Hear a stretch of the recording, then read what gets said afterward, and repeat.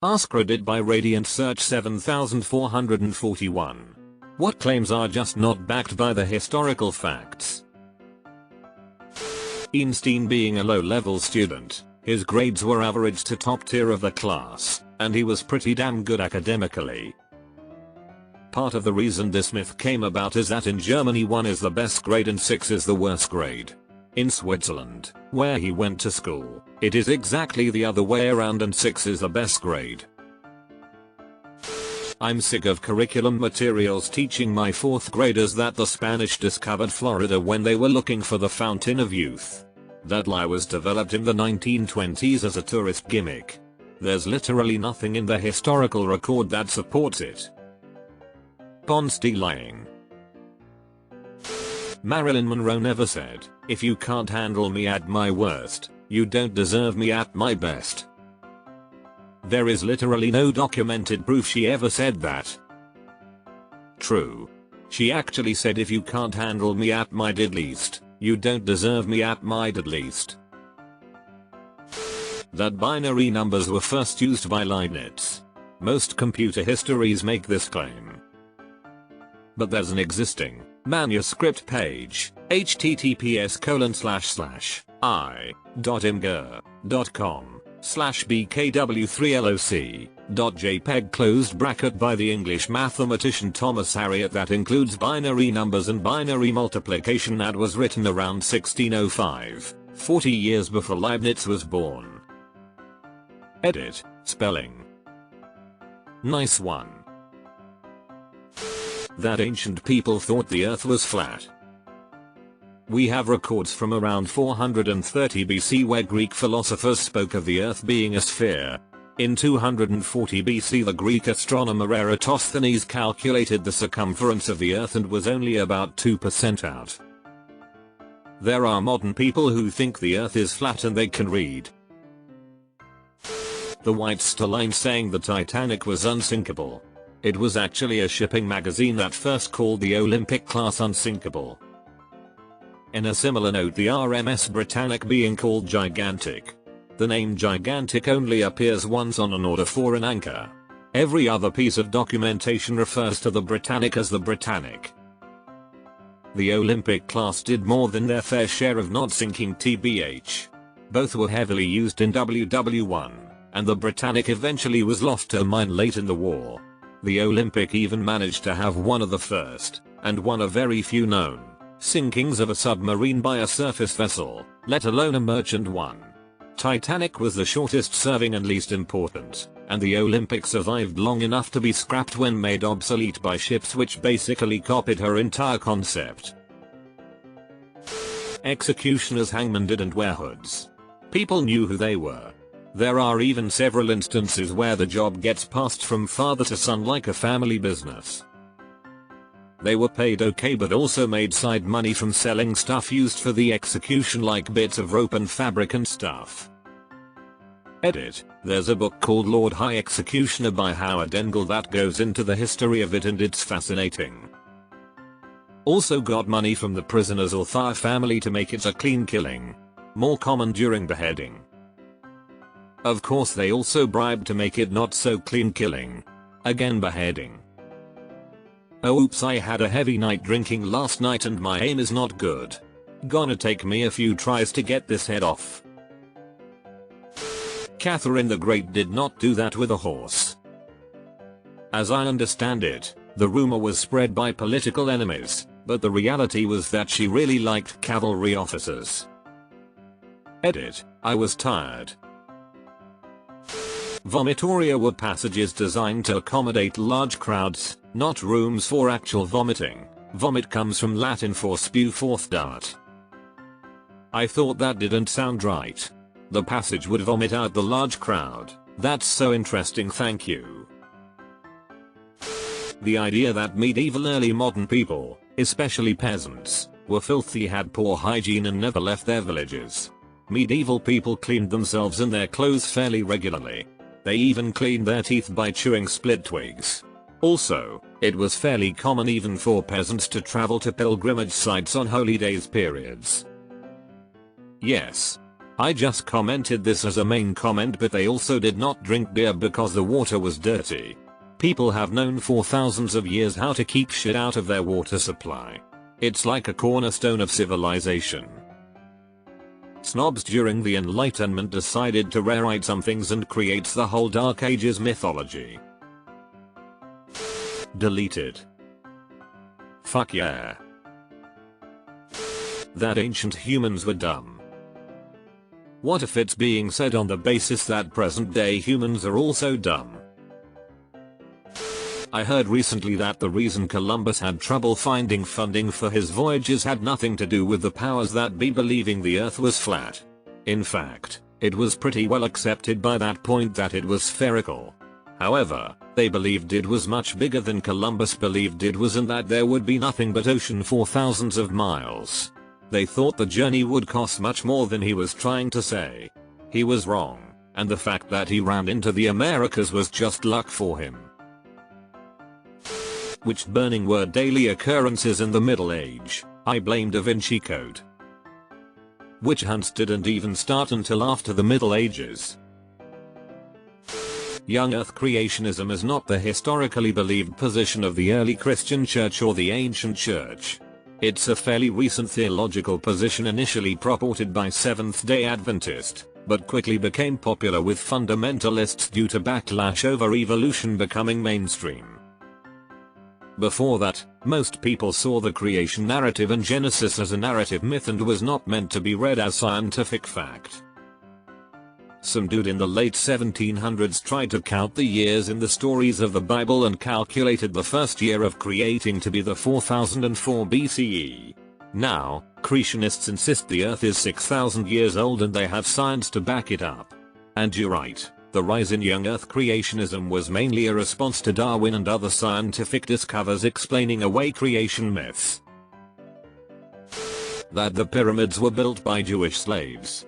The Egyptians were good at record keeping and none of their records say anything about slaves being used for the construction of the pyramids. That's what Big Pyramid wants you to believe. Obama and the 2008 recession.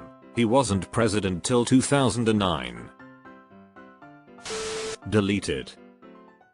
In fact, it's been pretty well researched that he had pretty much nothing to do with the development of baseball at all. The Armenian genocide did happen. No matter how much the Turks desperately claim that it absolutely did not, the Kurds were responsible, and the Armenians deserved it anyway. And X200B. I wish I had something funny to go along with this. I don't. I grew up next to Glendale, CA, which is a city that has the highest population of Armenians outside of Armenia. I had no idea there were people who denied the Armenian genocide until a few years before the 100-year anniversary of it. At the time I was shocked that there was anyone who could deny it. Now I'm surprised I don't hear more people spewing hate about it. Edison invented the light bulb. A more correct way to describe what Edison did was sponsor a lab and assemble a team that made light bulbs that were actually powerful and durable enough to be useful as a city lighting system. OHH, and also comes up with power delivery methods for the bulbs. That Native Americans are descended from the lost tribe of Israel. They would have to have been, like, super lost, and pretty stubborn. That every woman in the Middle Ages married at 12 or 13 and started having babies immediately. And they did not love and mourn their children as much as we do. That people in the Middle Ages thought the earth was flat. As I understand it with the first one, it depends who and where you are. English commoners would be getting married in their early 20s, and were likely to be the same age. Mediterranean countries often had bigger age gaps, and slightly younger ages, say 15-16.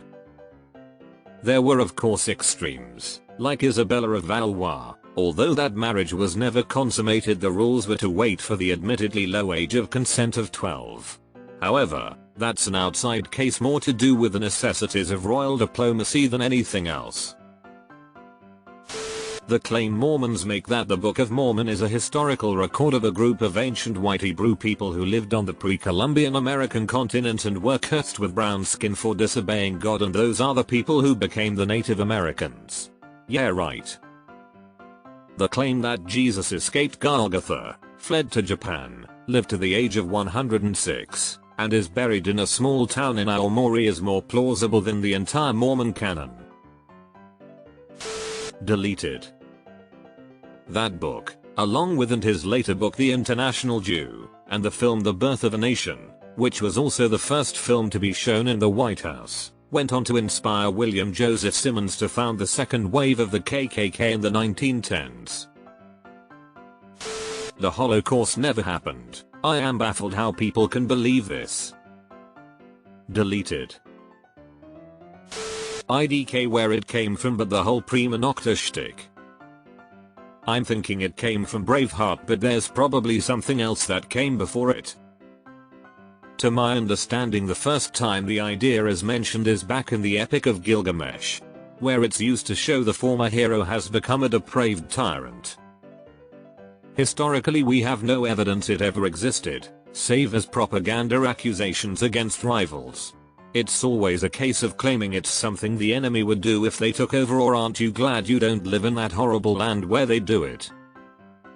But yeah, Braveheart did a lot convince people it really was a thing after it had almost been forgotten about. The medieval times weren't as horrible as many people make it out to be. First off, the majority of their torture devices weren't actually real and were made in later dates just as props. Like the iron pear that supposedly broke people's jaws, that wasn't real, and they didn't even have the technology to make a legit one back then. Also, peasants got 150 days off a year. The church believed it was important to keep the people happy so they wouldn't start a revolution. So next time you're requesting days off, just remember, you get less days off than a medieval peasant.